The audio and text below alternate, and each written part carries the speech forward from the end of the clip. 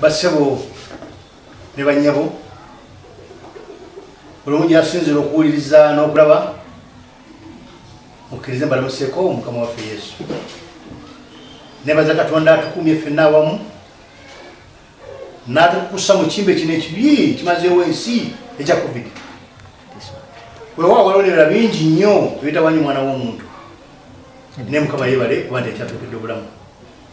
Naye watuddeko awo ne weebuuza nti lwaki oli mulamu? Abalowooza nti oba oli kubanga kyalina amaanyi kyali muvubuka naye ssebo n'abavubuka bangi bafa.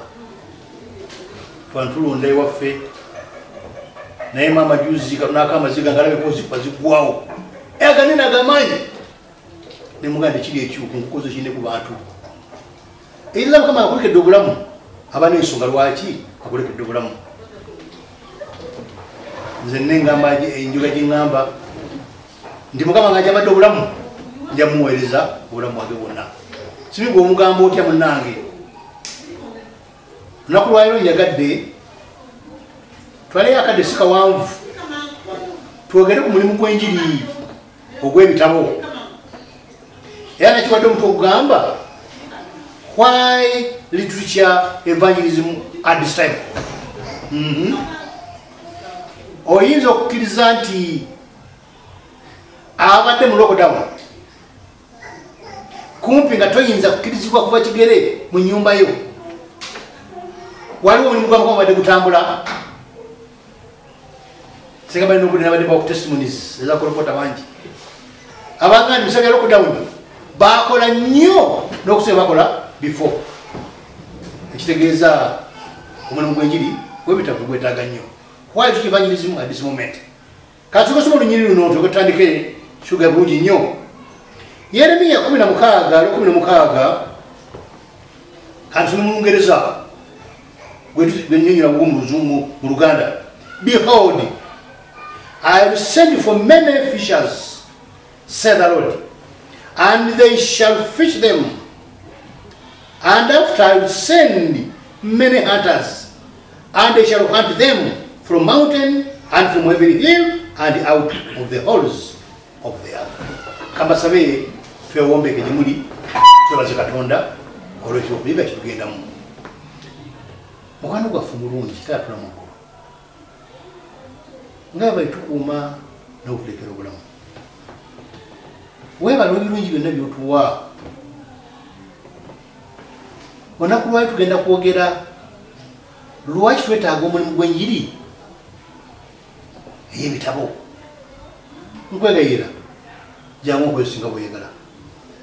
Omwana we omulenzi w'omuwala abagenda okugula ebigwa bino babeere kitundu ku mulimu guno nange agenda okugera Katonda okwesinga bweyagala wa Kristo Yesu Mukama waffe. Amiina.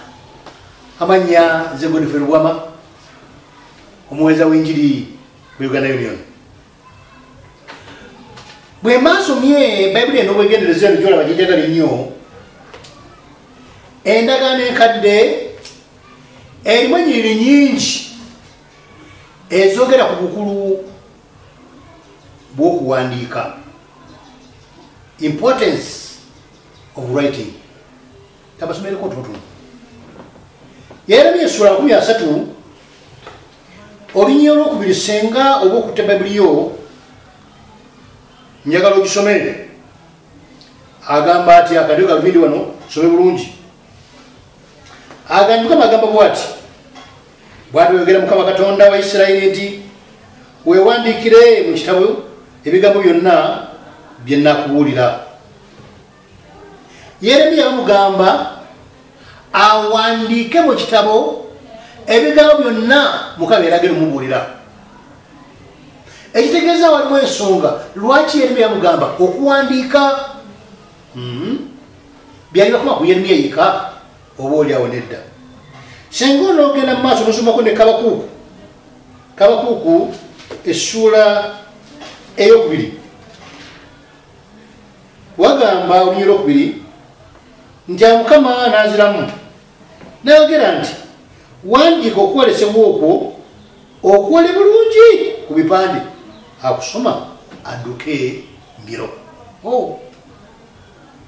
Kabakuuku wandiika byonna byengenda okukolesa era obyole bulungi ku bipande abaana b'olwaliro boolyawo baze batutegera bipande mwe buli mulembe gubaddeko empandiika abantu bategera disks bategera flashes like that naye ku mulembe gwa Kabakuuku yawandika ku bipande n'abyola bulungi nti abisoma adduka emiro obudde sina bumala naye njagala kugamba kigambo kino sindagano kadde yokka mumuli okukolesebwa okubuwandiike naye nabwosoma endagaano empya wajja kulaga nti obuwandiike kintu kikulu nnyo naddala mu buweereza bw'okubuulira enjiri. Pawulo yali ng'awandiikira mutabani we w'okukkiriza Timoseewo mu ssula ye ey'okusatu baluwa ey'okubiri obunya 15 amugaba ebigambo bino kansome Timoseewo ekyokubiri 3:15 era okuva mu buto bwo wamanyanga ebyawandiikibwa ebitukuvu ebiyinza okugezibwaza okuyingira mu bulokofu olw'okukkiriza okuli mu Kristo Yesu. Okuva mu buto bwo wamanyanga ebyawandiikibwa ekitegeeza senga tebyaliwo chances Timoseewo Pawulo kyantegedde wakafaananyi Bayibuli yakumala emyaka emeka senga tewandiikiddwa luwamo lwaleero nandibadde nsoma ki gwe muganda nga wuli ebigambo bino nandibadde nkubuulira ki obuwandiike kikulu nnyo nnyini ddala bw'ona bosomye mu kubikulirwa essuula esooka olunya 11 wajja kulaga Yokaana bwe bamugamba okuwandiikira ekkanisa 7 era senga olwali badde somero bwegendereza ekkanisa neyogerwako ng'esembayo ebigambo byo byetukibwa bulungi nnyo nnyini ddala nyogera ya Laodikiya ekitegeeza Katonda nnyinza okugamba ateeka ekitiibwa kinene nnyo mu bigambo ebiwandiike. Nnyinza okugamba bwe nti Katonda ekigendererwa ky'okuwandiika yali ayagala alaga obulungi bwe ekisa kye okusasira n'emisango gye eri abo abokusoma ebigambo bino naye era okusinga ennyo ng'ayagala ebigambo bino bituuke ne ku generations ez'enjawulo. Tulina omukisa nti olwaliro ffe tulina byetusomako naye oba oliawo ate mulembe gwaffe mulimu bangi bajja okugenda nga balungamizibwa olw'okuwandiika ebirala. Bulagiga baffe balungi nnyo njala ngende ku nsonga lwaki oba ekkanisa ya Seventh Day miganyiro ki gyefunye mu mulimu gw'okubuulira enjiri ey'ebitabo. What has the church evangelism work done to the Seventh Day Adventist Church? Wali ddawo noweebuzaako oba oli abannange batamanyi kasooka bagambe kino nti maama w'ekkanisa eno ezituki evangelism abasajja nga ba James White, Betts, Huss, N.G. White n'abalala bonna baali babulizi banjiri babitabo ku bigini. Kyova ekitabo kisooka kyasoboka okufumizibwa 1849 Present Truth kyatambula emyaka mingi ng'ekkanisa Seventh Day yanako n'emingibwa bagenda gituma erinnya mu 1863 nga okubuulira kwenyini okubitabo emyaka 15 gitambula. Kyova olaba bw'oyisamu amaaso oba bw'ogayalira omulimu gwenyini ogw'ebitabo yinza oga nti bw'ogayalidde mamawo n'omusumba wange atera okunsanyusa yanaga nti mamawo yettaka kubanga ettaka muva emmere ettaka liri kubeezaawo kwotambulira ama nebwozi gali kutereka naye naye ngamba nti ekkanisa y'aba Seventh Day eno mama waayo njiri ya bitabo. Naye njagala ku nsonga tonotono omulimu guno gugasiza gutya ekkanisa eno. Ensonga esooka bategeeza nti yoyo mama w'ekkanisa ekiseera kiddamu okuyita mu njiri y'ebitabo amazima gakumibwa nga tegakyusiddwa. Bino biba byenjogera oba oliawo oyinza obiripootingira omulala lwama nawulidde agamba bw'ati naye ekyansa sayinza obituusa eri nga bikyuse bigatwaliko olumuumu workshop emu sejja natukola saako n'agayogera statement tolwaleero tujja kulya kawunga na binyeebwa naye bwe twali bangi tugenda okumaliriza bamubuuza asembe ti agambye atya n'agenda agamba bino byabufuzi ekibiina gundi tekigenda kufuga mu Uganda naye yeebuuza nti akawunga n'ebinyeebwa bikwatagana bitya n'ekibiina gundi kitagenda kufuga mu Uganda so kitegeeza ebigambo ebyogere bikyukakyuka naye Mukama yakkiriza newabeerawo enjiri y'ebitabo yeekuuma mazima nga gali gamu ebbanga lyonna ebigambo ebyo ojja bisanga byo bibata Corporate Ministry ekkanisa ya Seventh Day nyingi nnyo zonyinza okugamba eziriwo olwaleero okuyita mu njiri ey'ebitabo. It has the establishment of many churches in Uganda and outside the Uganda. Omuntu gwenyini okubitabo so ne bannyabo it's an employment opportunity. Avuka baffe gye muli eyo I want to give you good news. Ng'onoonya ebyokukola ganda agenda kuba kyeyo naawe ali ku kyeyo okimanyi nti ekkanisa Seventh yakutirawo omulimu gwotomanyi. Right now tulina emitwalo 4 n'ekitundu globally abulizo nyina ebitabo. So it's an employment opportunity eri ekkanisa yo singa obadde oyagala okukola. Nyinza okugamba omulimu guno it's a source of evangelism. It's a means of evangelism. Senga nga twenyigidde nnyo omulimu gw'enjiri ogw'ebitabo abantu bangi bajja kutegeera mazima oba oliawo betantegedde. Need estimation nti omulimu gw'enjiri ogw'ebitabo is a source of income to the Seventh Adventist Church. Nga mukuga yalira n'ekkanisa mwatule ejja kuna fombi enfuna ate tukuteekamu amaanyi era ensi ezisinga obungi ezirutta amaanyi nnyo mu njiri y'ebitabo gamba wano mu ECD Kenya erina ababuulizi ejiri abasuka mu 200 naye singola tithe ekuŋŋanyizibwa okuva mu Liturgy Ministry fasa passes neziva mu fields ezimu.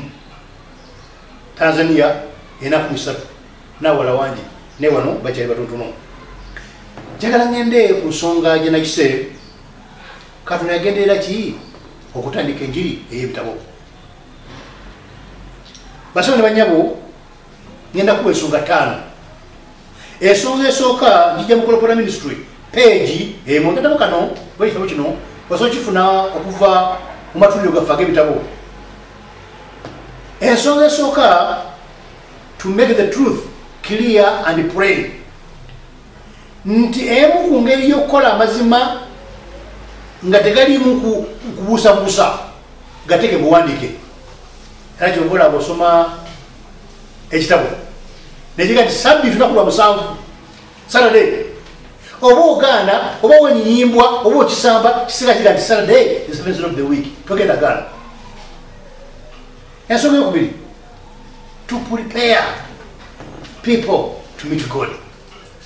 Katonda basawo ne banya otulina okukkiriza nti ateekateeka okudda kwe naye abantu bangi oba oli abajja kuzikiriza nga tebategedde nti Katonda akomawo naye okuyita mu njiri y'ebitabo bangi bagenda kutukibwako mpaka era singa batunula alipoota zaffe buli mwaka Mukama tuwadde omukisa tubadde okubatiza abantu bangi so nga n'amakutu amalala gibuulira enjiri naffe mu njiri y'ebitabo omulimu gw'enjiri eno tukola nnyo kubanga obuteekateeka bangi okudda kwa Yesu kwasinga betekitese.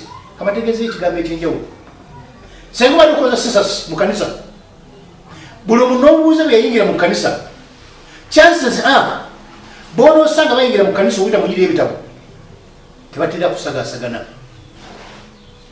baba banywevu baba tebalimbwaliribwa zinjigiriza enkyamu ezitambula wannawali. Ensonga eyokuna nabagambye nti gakuuma mazima nga gali gamu ebbanga lyonna. Ebitabo bitutunda oba bitugaba ebweru tebyandirirwa ggulo bimaze emyaka mingi but up to now bikyayogera amazima ge gamu nga kizaamu amaanyi kati ramba tuli ku technology era by and by bino bitwogera kola biza n'okukyuka yoze nagenda mu ATM sajja ngaliya somewhere wala nnyo nanga nti wayi ngenda kuweereza kundi ino tugenda kukosa cardless withdraw kuzikyecho tata mzee utumanyejo na nganga funa WhatsApp yo nenda kueleza boyete yiga penselo yiga na wanu yiga na yiga sindu zifuma kuziga sina kati ebitu bikwatako technology agenda akula nebyo bigenda bichuka na yenja buleriemu ndi kye kitabo amazimanga wegali kwa kuluberiye bagenda okubera paka Yesu Kristo walijja kirungi technology nayo kuchuka nega amazima isigala ekwesa gegamu tuizo gamba nti obuwandike buno is the only means kwa bwana byagamba we shall remain until Christ appears.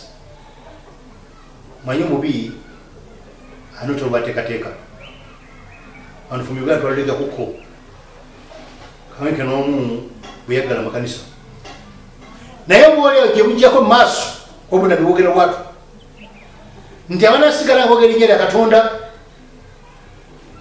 ngako atamateka bwagwanibwa bayizo mutabo kusaba kusinza nesu shunzabwe zizo gani bukupalitinga na yagamba nti enjiri yebitabo ya kugenda maso paka Yesu Kristo ngamazo komawo era misere ebyo byali byaka jesamu nayo bade bagala makanisa naye badafa bategeza nti ebitabo byamala kuba boku depositories nebale kwa umula nayo muloko dawo kutubademu wade isu bade zikola neba kolopota basikala bagenda maso lwachi enjiri ya mukama teyinza kugaliwa basi bade banyabo kichi ekigenderwa kyange bino nebika binjogera kolopota ministry page 24 you ndia misome verbatim agamba what God is calling for people or for workers in our churches, youth and adults to join the Canvas ministry. Ntegeza ati mkwano we gwawulira laba twetaga abantu abana bera mulimu guno naye obole ayo batasobola kuyingira mulimu guno naye twetaga abantu abana support mulimu guno mukama agamba nti obuweereza bakatonda busobola okuba mugereza enjawulo gwanayingira okola omulimu weyandi gulu mukama kuwa omukisa naye ate gwatasobola kuyingira nyabula nkutuulira nga buli lunaku ofukamira osabira omulimu gwa canvassing kubanga bambi basangiriza bingi naye ate omulala ofunye omukisa okutegeera wajjono gyekitabo omulala ajja kusupportinga ng'otugulako ebitabo njaga bubula ekigambo kyamaze basolo ne banyabo omwana akatona wuli ebigabo bino kibi nnyo yandi kina kizimba ogenda ku mikolo ne mugaba magirasi ne mugaba flasika ne mugaba biki naye ng'ebintu ebyo oba oli abatatukanaka nga byasiza oba nabitusa waka nebeera wiiki emu nebigwawo naye ate senga omuwadde ekitabo n'omusibirira entanda ey'obulamu bwonna kutegeeza bwe ne bwofa era sigala nga kyogera mwana gwange omu kyaddeko mu maka ge emirundi mingi naye yagamba nti buli wagaba ekitabo yamaze okuziika nawe omaze muziika which is good. Twemanyiza omuntu empisa yogaba ebitabo kwata ku nsimbizo ogwerikwetikotu ovase steps to Christ days of ages kitabo kyona kyona kiwe mukwano gwo awo woli kutovaawo bwekisindike busindisi ojja kuba mubuulira enjiri okusinga mulala yenna weebuuza n'abuulira ntya gwe bakuyita nti ngenda mukolo gundi bakumanya nokumanya nti oyo tajja kuwa nsibi tajja kuwa kirabo agenda kuwa bitabo it's okay that's good identity kabakumanyiremu ekyo nzeere bange bamanyire alwamu tasobola kuwa kirabo kumbaga mungenda byeganaganaga agasibagani nenyufu what ngenda kitabo bamanyi kyenkuwa kyabulamu otagwawo yasomeka quotation kamubiri tugalewo. God requires everyone to be a worker in his vineyard.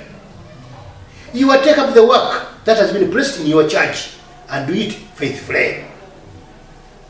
Mukama tusubira fenna okukola zenga twekitongole kyebitabo byamategeeza na gyemuli tunakoza birundi ebiri oba esatu tuna full-time workers oyayingira ebitabo n'abeera mupamanentire tuna part-time workers ng'oli musawo oli inginiya oli weba nawe oli mu ofisi yo ng'ogula ebitabo n'obiteeka mu ofisi yo ng'ajja okulaba gwewa saavisi agenda ekitabo.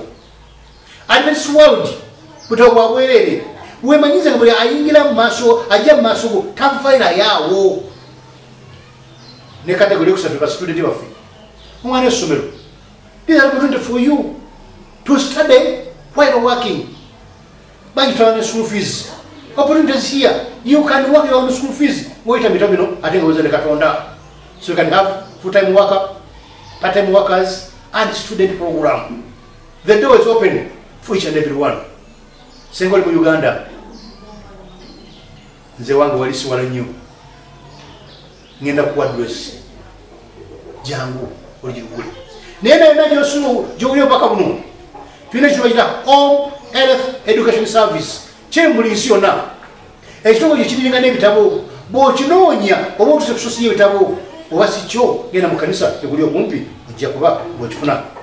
My last question says, if every one of you were a living missionary, the message for this time would spread, would speedily be proclaimed in all countries, to every person, nation, and tongue.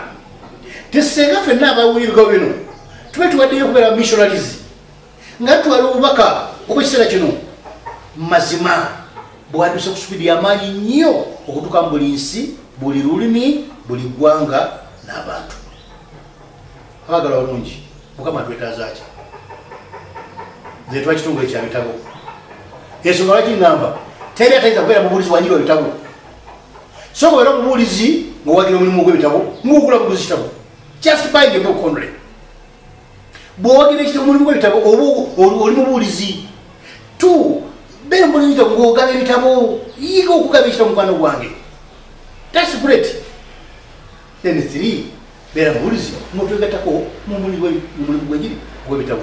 Nkola abavubuka abe n'abakyala mujye tukola omulimu mu Uganda n'abakolopota batakawasi abana batasukka na 10 naye ng'ensozi netolodde zigala 10 mukisa guno ngufunye okutegeeza buli omu yenna awulirirwa bino tegeeza ku mukwano gwo tiwa magambi ti Uganda yetakabuuliza egy'ebitabo naye era asobola kujja mu Uganda ng'oli awalala wonna genda mu kanisa agambe nti if every person could be a living missionary, this message of the truth would flow speedily to all countries, in every people, nation, and tongue. My last appeal to you is that we are fast approaching the end. And you are going to tusembeene ku mangu nnyo. Era n'agamba nti okusaasanya ebitabo ebiwandiikiddwa mu nnimi ez'enjawulo obusaanidde okubeera omulimu gwaffe. Mukkirize mutongole. Nebaze muganda wange Richard Kasumba. Mukwano gwange ng'omuntu kubanga he is supporter this ministry. Afunye okukyusa ebitabo mu nnimi ez'enjawulo. Nange ngezaako ku union okuba tufuna ebitabo byaffe bino mu nnimi ez'enjawulo. Kuba tukola ekyo abantu bangi bajja kuba tukuwako bubaka. Bw'oba ng'oli eyo ng'osobola tukyusiza ezimu ku nnimi bateraga volunteers. Ezoga mu Uganda tutekadde ku celebratinga 100 years mu 2027.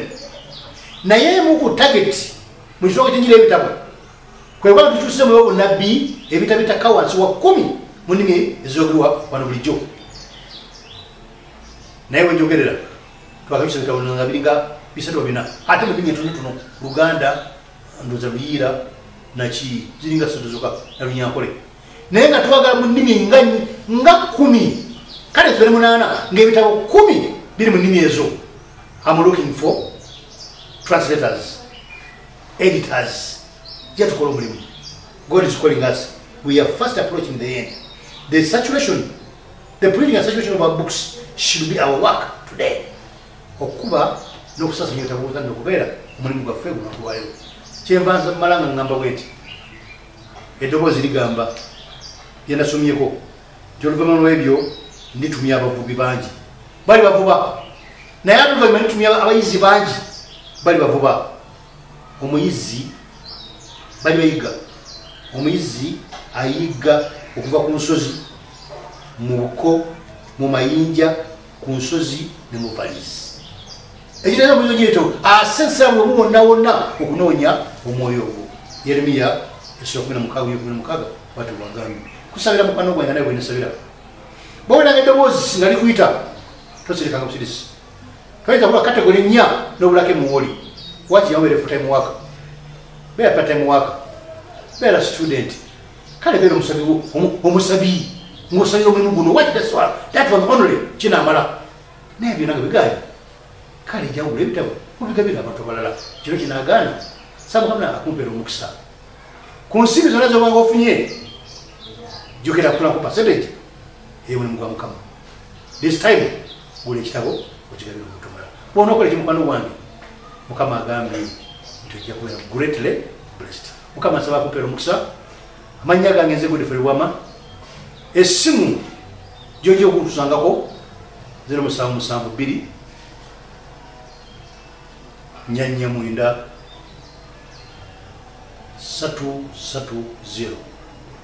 0772 nyanya 330 oba 070 13 99 kagamutano ambe 070 13 99 kagamutano ono kwa kwezo kujja kumfuna WhatsApp eri kwa MTN era na ujja kumfuna bulungi nnyo email abanajeta nabategeeza naye nasanyuka nnyo ngafunyeyo omwoyo obwanukudde okusaba mukama awo omukisa kitwabaze mukano gaffe mulungi ekibuzo kyabuuza nti why did you evangelism at this moment tukyanukulenga tugamba nti gwe mulimu gwokka gwe tulina okukola mu kiseera ekifaananako kiti kubanga mwebekiraba titusembere n'enkomerero era okuba ebitabo n'okubisaasaanya okusabira okubeera omulimu gwaffe mu kiseera ekifaananako kiti